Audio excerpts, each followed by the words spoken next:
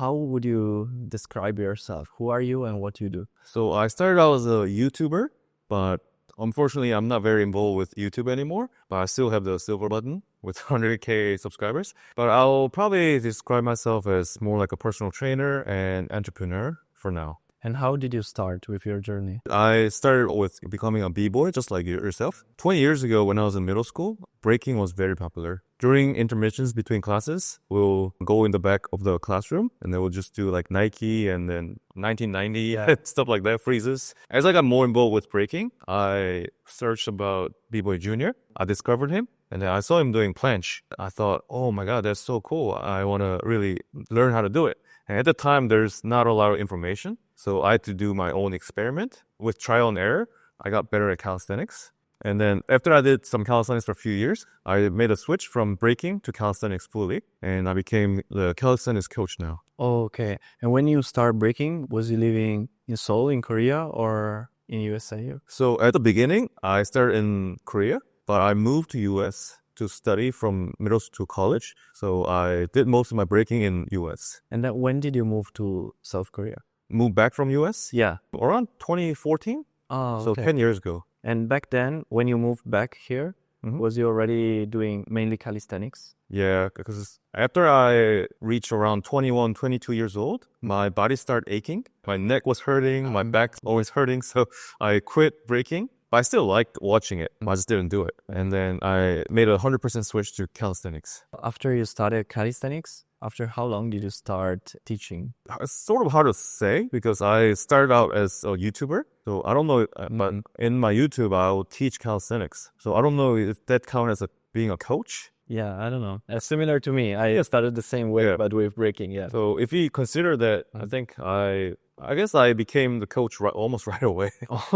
Okay. And was you doing YouTube full time when you started? Like it immediately became like a job, or was you doing also something on the side? In college, I actually wanted to earn some extra cash. So I was looking for a job in my college, but I wasn't allowed to work anywhere because I was an international student. The only way to make money was through YouTube because at the time, around 15 years ago, I started noticing there are a few people making some money on YouTube. There's like the beginning of 2010, I think. You did your YouTube around that time as well. Yeah. Even earlier, maybe. Yeah. And then you started getting paid around like 2010, right around? Yeah, I guess so. I don't remember exactly, but around 2010, 2011. When I discovered that I can make some money on YouTube, when I went to college, I would just do YouTube on the side. So I wouldn't really call it as a job, but maybe like a part-time job. After I finished college, I went through Marine Corps training, like Army. Here in South Korea? Yeah, in Korea. Yeah. I decided to join as an officer, which has a way longer service time. So usually people have to go through about 18 months of service, but I went through 39 months. Wow.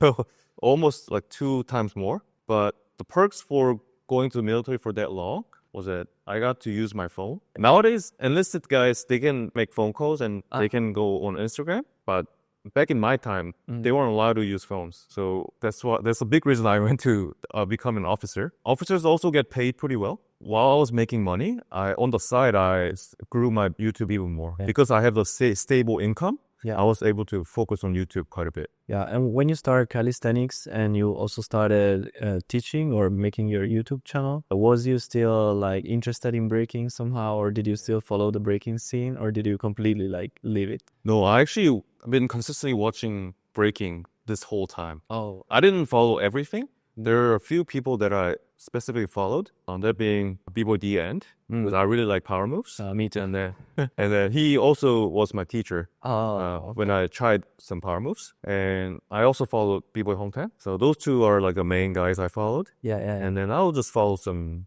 crew battles here and there. And now you also coach Hong10’, right? Yeah, which is pretty ironic actually. Yeah. Can you explain like how did it happen? And also how did you feel like, because it was kind of like your inspiration first. Oh yeah. Right? And then you became his personal trainer. How can you define yourself? It's a little bit long story. So there were some friends that I used to break with 15 years ago. And then when I tell them, hey, I'm on the same crew with Hong10, and then they were like, they freak out, right? Because I wasn't very good with breaking. But when I was a personal trainer, I went to this big fitness event by Lululemon. That's like a Canadian fitness clothing brand. And when I went there to coach, I met a few guys from FlowXL crew, including Hong10’s. So I reached out to them and then, hey, I'm such a huge fan, so I'm so honored to meet you guys. I was a b-boy myself, so I know what kind of injuries you guys go through. So if you need a specific help in terms of conditioning your body and joints, I'm willing to do it for free. You can always come to my studio. I gave them my number and like Instagram details, and I waited. At first, I actually didn't expect them to call me back, actually. It was like a 50-50 chance. And they eventually reached out to me, and then they said they want to meet me. So we did some training sessions here and there. I guess they liked me. So they officially invited me to join their crew. So now I'm part of it. How does it work with them? Like, do you have a specific schedule with them? It can be spontaneous, but I usually train them a lot during off season. So in the winter, there's not a lot of competitions. We meet together almost every week. But right now, there's too many competitions. So we don't really meet for right now. But I think in a couple months, we'll start like a training. Sometimes they will come to my studio and then we'll just do some sessions one-on-one. And sometimes I'll go to FlowXL studio and then do like a group session. And do they come to you with a specific problem like pain? If they don't have any problem, let's say, do you test them a little bit? How does it work? Oh yeah, so I make sure they're not in pain. If they say they're not in pain, I ask them, hey, what's your goal for maybe this year or next year? I'm not talking about that goal where, I want to win Red Bull BC1. Maybe the goal is to do better splits. Maybe you can't do air chair, but maybe I want to do the air chair by this year, something like that. So I try to specialize a program based upon their goals. It's mainly like a mobility program. Oh yeah, mobility and strength as well, actually. And besides that, how does your daily routine look like? Yeah, so I'm also a personal trainer, and so I have different clients as well. So I teach few clients per day. And also I introduce myself as an entrepreneur. I run a online content business where I sell fitness program to other people. So I film, edit, and distribute other videos. So that's also what I do. And do you do that as a freelancer or for another company, or how does it? Yeah, sometimes it's for other companies. So I've worked with big companies like Samsung. If you go on their smart TVs, you can see me there. Oh, cool. Yeah, but it has to be Samsung, not LG. Kaio. And sometimes I make videos for other people. So let's say the fitness coach called Kaio, he wants to make a fitness program.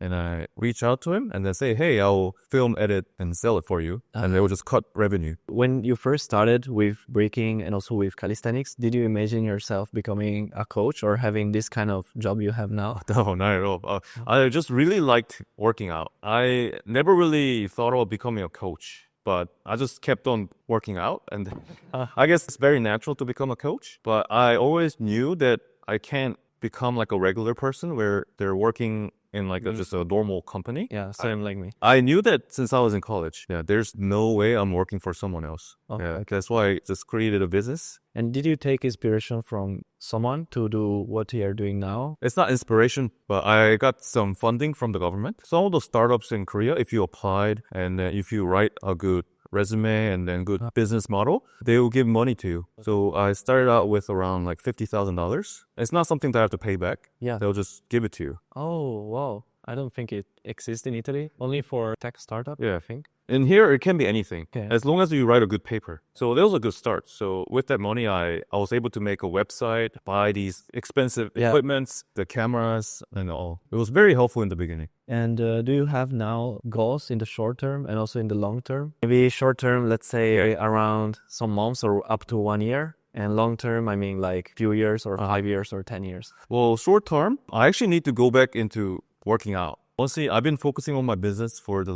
past year. And then before that, I was heavily injured, so I couldn't work out. Last time I had really like a proper workout was almost 2 years ago. I'm actually losing my physique and my strength as well. But I really want to get it back. I don't not work out at all. I work out a little bit, but I used to work out like 3 to 4 hours a day. But I lost that kind of passion now. But I want to get the passion back. My probably like a midterm goal is to live somewhere warmer. Yeah, me too. Because in Korea, the winter gets super cold, freezing cold. So my goal is to live in Korea from spring, summer, and fall. Yeah. And live in maybe Bali. Yeah, even to Bali, right? So, or somewhere, anywhere, maybe Hawaii, I don't know, for winter. So in order to do that, I need to make my source of income into fully online, just like yourself. Yeah. Right now, I have a lot of like physical clients that I need to meet them. in person. But I want to make all my source of income so I can work online with my laptop. Yeah, and even longer term goals. Well, that's my ultimate goal, I guess. I'm married, but I want to have my wife actually have the same life. I can't just leave my wife here and then just me go to Hawaii in the winter, right? I want to make a business model where my wife can be involved as well. Go outside of Korea together. So I guess that's like a long-term goal. What do you think b-boys should focus on in terms on their fitness in general to stay healthier or have a better body shape? Because I think b-boys in general, they practice pretty randomly. They don't know how to practice. There is not so much knowledge. What would you recommend? You should take breaking as like a workout as well. So let's say if you practice air flares, you just keep on going and going and going, right? But if you actually convert that into workout, let's say you're trying to bench 100 kilos. You don't just bench 100 kilos, right? You start with, I don't know, like 30 kilos and then do 5 reps. Once you get to 5 reps, you make it a little bit harder and then you do 50 kilos, right? But with breaking, I feel like people just ignore that and then they just try to do the hardest thing they can possibly do. So let's say their max air flares are 3. And by the time they do the 3rd air flares, the quality is going to go down, right? I think I'll rather make them do 1 or 2 air flares, take a proper rest, like 1 or 2 minute rest, and then try another 2 reps and rest. Just like workout. Yeah, makes sense. So they need proper rest. Let's say if you want to increase like amount of reps for power moves. And what if a b-boy's goal is not about one specific move like the air flare, but he wants to improve his sets, for example, in general, like for competitions? Yes. It might be a good idea to physically fatigue yourself. Let's say you're prepping for a competition. You need to get your endurance. And let's say you have this routine you need to do. And then I'll maybe make him purposely fatigue by doing like a bunch of jump ropes or maybe burpees, any type of like physical activities, and then make them do the same routine. Treat it like a workout and then take a few minute rest and then try again. Because nowadays, endurance is like the most important part with breaking, I think. There are a lot of one-on-one competitions. By the time they do 2 rounds, we could tell that they're gassed, they're really tired, right? You just got to practice endurance over and over. Final question, same thing. What advice would you give, but this time not to b-boys, but to people who wants to do a similar business as you're doing, like becoming a coach, working both the online part, but also the physical part? What are like the main ingredients that brought you where you are now? Probably the most important aspect, I think, is that don't be afraid to give something for free. So because I offered FlowXL crew that I'll be available for free, that's why they reached out to me. And then that's how I was able to connect with other people that would have never imagined being by myself. But if you're going to give something for free, you should be also asking for something. Maybe in the beginning, you can give something for free, but later on, maybe trying to find something that this person has, and then maybe you can ask for the service. So maybe, let's say you have a friend who's very good at photography. Maybe you can ask, hey, do you want to learn handstand? And if the person said yes, okay, I'll teach you handstand for free, but can you maybe take some photos of me doing handstand? So maybe like trade services here and there. That approach is really good, especially for beginners or intermediate who has no confidence in asking for money, but they could actually maybe switch services instead. Wow. That's why I was able to actually get connections with Samsung as well. Samsung first reached out to me and then asked if I can send some videos for free. And I could send like 30 videos. That's actually quite a lot. But they said they will promote me, but they just can't pay me in the beginning. Yeah. But I say yes because it's Samsung. This is like the biggest company in Korea. After I did that for 1 year, they reached out to me again. And then they said, we're going to launch this service and we're going to pay you a lot for this one. Oh. Are you interested? And of course, I'm in it. And that's how I was able to start another business with Samsung because I gave my service for free in the beginning. Well, very good advice. Well, maybe I'll ask the same question to you. If someone wants to become like a online coach, maybe not just like a breaking coach, but it can be in anything. How should they start? First of all, you should have knowledge about something. Can be calisthenics, can be breaking, can be anything. Yeah. I think you should make some content that could be free content at first, or you can directly make like for some video courses or some guides, anything. When you have a product, then you need to find a way to promote it. That can be like through social media, so making a lot of content, or through ads. So similar. So you give out some free service that is valuable, like exactly, like tutorials. and then you gain more customers, and then you start selling stuff to them. Yeah, exactly. That's basically what I do. Maybe there are better ways because I'm not an expert like in marketing or this kind of thing. It was all trial and error. But yeah, I would say like give for free content. Yeah. And then if they are more interested and they want to know more, you offer something that they need to pay for. So we were thinking the same thing. Yeah. It's very similar. Yeah.